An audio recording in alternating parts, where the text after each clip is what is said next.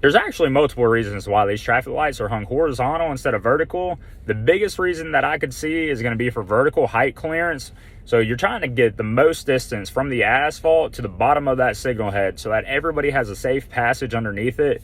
You want them around 18 to 19 feet so that no 18-wheeler has to even second guess themselves from passing under a traffic light. Then also in certain states like Florida, Texas, and a few others, and I'm surprised that Mississippi and Alabama doesn't do it, but any place with like hurricanes and tornadoes that have high wind loads, they can mount them horizontal to maximize stability of the mast arm.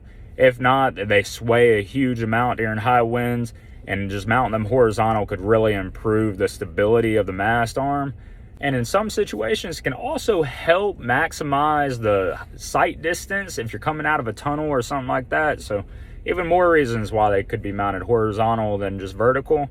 But I really hope you learned something, and I really appreciate you watching the video. You have a great day.